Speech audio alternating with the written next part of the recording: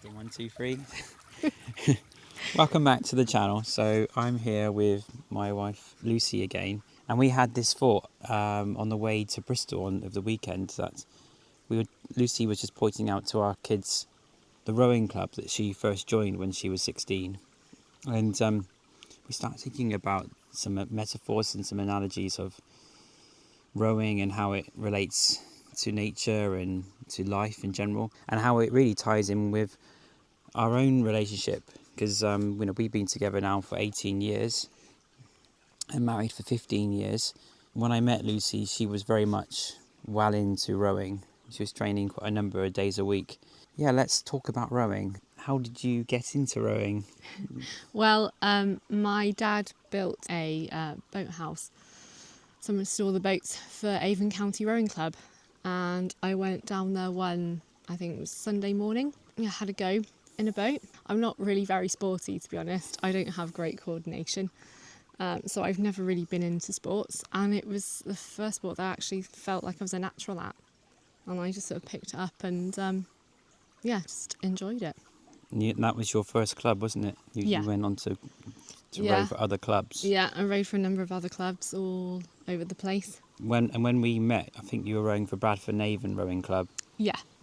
You came and visited me and we were dating, and I think you were eating several meals a day. So I think you said you were training 6 days a week at the time. Yeah, and eating about 5 meals a day. What gave you that motivation to do it so often? I just really loved it. It was just a feeling of being outside and sort of stillness. I quite often, I was a single sculler, so I was in a boat on my own quite often, but then I was also in crewed boats, where I was with maybe one other person, or sometimes 3 others, or 7 others. And so, yeah, it was the fact that I could do it by myself if I wanted to, or I could also do it in a crew with other people. And we would, when it would go really, really well, you'd be kind of going as one, and you'd all have the same rhythm and you balance. And it was just kind of a great feeling when it would go really well. I guess that analogy of being at one sort of ties in with like being in nature. That's very much in sync with each other.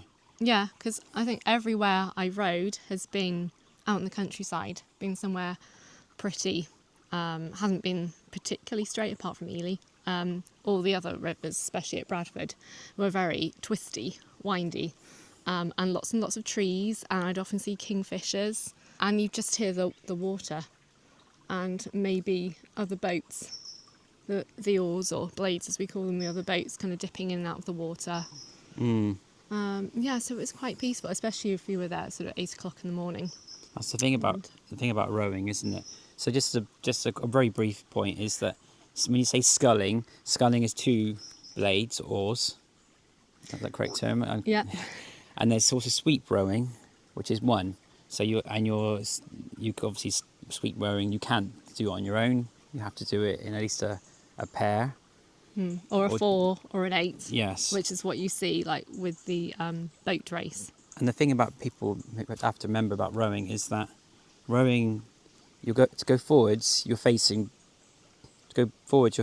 backwards from the water, so you can't actually see where you're going unless you're looking back. So there's a really interesting metaphor there, isn't there? You kind of, it depends. If you're if you're the person who's steering, then you have to remember to keep looking back, but at the same time you're kind of trusting that you'll know when to do it, and you develop a bit of a rhythm of how often you do it, how many strokes you do it, and you get to know the river that you're going on, so you know when the twists and turns are. Or if you're not steering, then you have total trust in whoever is. So that you can put that in your own metaphor, so in your own life. So it's about trust, that you know that you're going in the right direction, even though you can't necessarily see the future and see what's ahead of you. Which I thought that's a really interesting point. What I've thought about really, probably more, since I stopped rowing, is how much rowing was a mindfulness activity. The amount of focus and very much just being in the moment. All you can think about is that stroke that you're taking. Like small movements would make a big difference. So you're more kind of aware of your body, what you're doing, where you're placing your arms. All these little tiny things would make a big difference to the boat and how it moves. And being out in nature as well. Initially, I was what they called the boat bitch. So when we first started dating, I would go to regattas, and I would help carry the boat. I'd be there to like pass things to Lucy or any other members of the crew. Yes, and yeah, I always enjoyed doing that. Yeah, being that support team, and that's. I guess you in life you have those people that support you. It's actually rainy now, by the way, so, which is in the UK for this summer it's been unheard of. So we'll have to carry on. I actually had a go at rowing myself. I'm only 5'8.5", 5'9". Well, I'm not very tall either. No, I'm pretty dinky. But I would, when we got married, we moved in with your parents, didn't we? And I was doing a master's degree because I just quit my job in the food industry. And yeah, I had a go. I signed up for the Learn to Row course at Bradford and Avon, and I had a go at rowing. Rowing can be available to everyone. It doesn't have to be all these tall, burly men. It can be some short guys like me sometimes that can do it. And it was a lot of fun. I got to learn to row as part of a team. We actually entered on the head of the river, which is the Cambridge Oxford boat race route, but I think the opposite direction. Although we did get disqualified, we crashed into another boat because our steering broke which was a bit of a disaster. But you know what? It's an experience, isn't it? So that's the way I put it. But no, it was a really great opportunity to get outside, get out in nature, and learn a new sport. And I got really fit as well.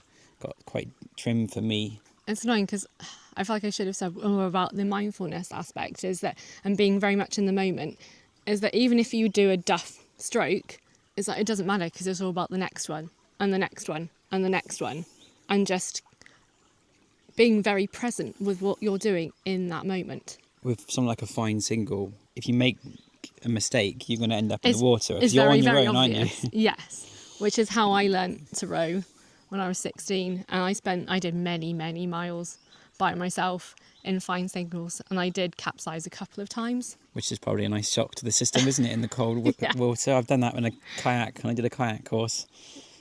I capsized it on the first day. Yeah, it takes your breath away. I think the first time I did it was because I got slightly bit too under some trees trying to tuck in a bit, and I was thinking along the Avon it's very leafy. So I got caught by a branch and you have to just be flipped over. When you're swimming on that stretch of the river. You have to be so aware of other people because there'll be a lot of boats out on the river on a Saturday morning or Sunday morning when we go out. There's also a weir at the end of the stretch, and we nearly an 8 went over the edge, over the top of it. It's the only reason why we didn't go over was me and a couple of the guys were hanging onto a tree trying to figure out how we're going to turn the boat around. We had a very young cox who he was very inexperienced. I think he was only like 13. Coxing is quite fun as well, isn't it? You get to sit in the boat. I did that quite a few times, being small and well, same dingy. for me. I'm dinky, so I was kind of like perfect size for a cox, to be honest, rather than a rower. But I always enjoyed rowing more. But that had its own challenges. How can people get into rowing? I know that neither of us have done it for a few years because of injuries, and kids and living where we are, and not living near a river. Oh, okay, we live near a stream, but a small river, but nothing we can row on. So there are lots of rowing clubs all over the country. There's the British Rowing Association now. We'll put a link in the description. We'll do some research. And it'll have like a map of all the British Isles on all the rowing clubs there on the map, so you can see which is closest to you. And like many of them do learn to row courses, like I think I learned that way. And I think you might have been one of the people that taught me, actually, weren't you? Possibly. Yeah. I used to be a bit of a coach for Bradford Avon Rowing Club as well. So I was there for quite a few years. You can do learn to row, and it's a really great way of making new friends and meeting new people. And it's a really good hobby to get into, even if you're not particularly sporty. So yeah, why not go and look up, get out in nature, because being on a river, not that river, being on a river is very, very much in nature. And I think it's probably one of the ultimate sports for mindfulness, maybe alongside running. You can be pretty zen when you're rowing, especially if you're kind of just on your own and having a paddle. Yeah. And you notice the sounds and you know what you can see around you. And But yeah, have a go. And yeah, and if you enjoyed another video with Lucy in, check out, if you enjoyed this one, check out the one we did last week. And as always, let's get grounded.